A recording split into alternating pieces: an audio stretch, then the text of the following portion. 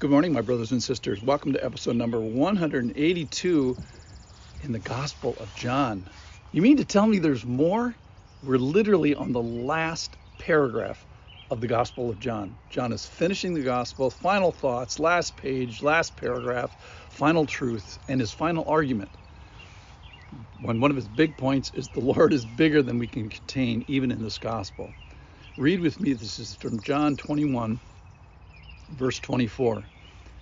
This is the disciple who is bearing witness about these things. John's referring to himself. And who has written these things, and we know that his testimony is true. Now, there are many other things that Jesus did. Were every one of them to be written, I suppose that the world itself could not contain the books that could be written, that would be written.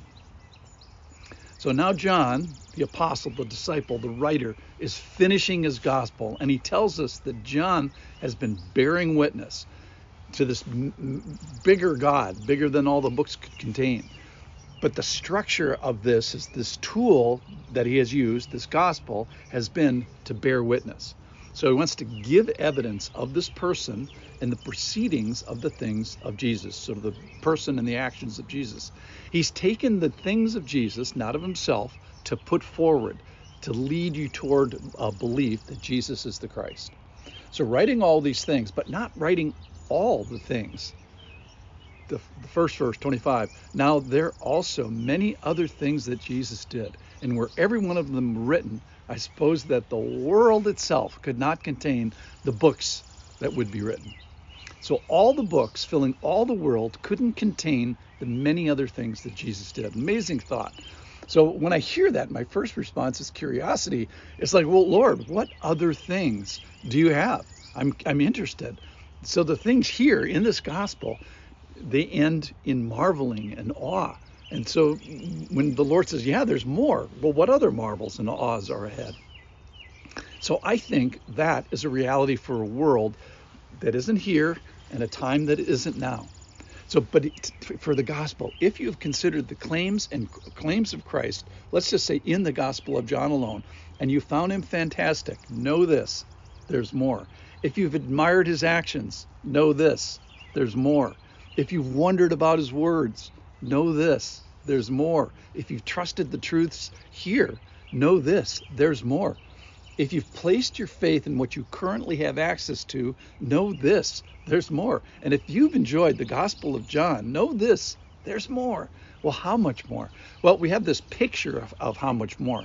If we stacked up the books of John into my office where I was preparing this, I suppose that 10,000 of those books could fit in my office, and millions if you consider all the rooms of my house alone. And then millions more to the house next door, and millions more in the house next to that, and millions more in the driveway, and million more in the backyards, and millions more in the front yards.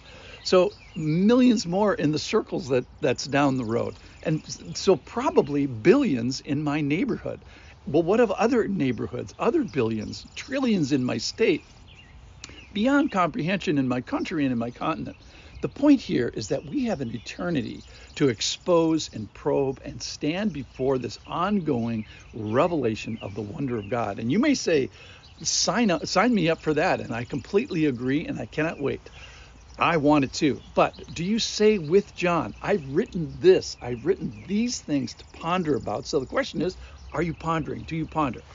So I've exposed these wonders of Jesus, John is saying, these finite wonders of Jesus, and do you wonder about them? I've written these things, these miracles, so that you marvel. I've given you these treasures so that you give the treasures the time they deserve. So how are you doing with this revelation that I've given you? Are you reveling in the revelation? So yes, we can look forward to the mega trillions of books published in heaven about Jesus. Actually, I think it's going to be Jesus himself. But let's honor, respect, and respond to the one book of John, and by extension, the one book of the Bible that we do have. So do you love the Word? Do you love the Bible because of it in and of itself? No, we love the Word because of who the Word reveals, who it contains, so to speak. It's not ultimately about the words, the periods, the stories, and the marvels. It's ultimately about the person of Jesus. So the faithful words of John point to this otherworldly, powerful Jesus, the kind and gentle and patient Jesus, the wounded and suffering Jesus, and the conquering Jesus. All right, so let's get to some action points here. We have spent 7 months on the Gospel of John. Why so long? Some of you say. Others say, why so little? Why did we hurry so much? And I am sad to leave the company of this book and the person that it's described and detailed here. I even got a little weepy about it this morning. And I'm almost ready to go back, circle around, crack open the first page of John, and find Jesus afresh again. But I know this. I know that he's going to have other treasures in other texts that he reveals himself as well. So if your favorite, maybe current book of the Bible isn't John, you have not been paying attention. And John restates at the very end, he says, look, I am a direct witness and I am telling the truth. So he leaves something on our plate, which is, do you believe it? That John was there, that John is telling the truth. So you mean to tell me that with all these books potentially to be printed about Jesus, that there's going to be more? Yes, I do. Much more to come. There's more treasures of Christ to come. So let's be faithful with the treasures that we have from the Gospel of John and the rest of the Bible. So we don't have all the books yet, but we have this one. And John asks the final question, do you believe? Let me end with that. Thanks for listening.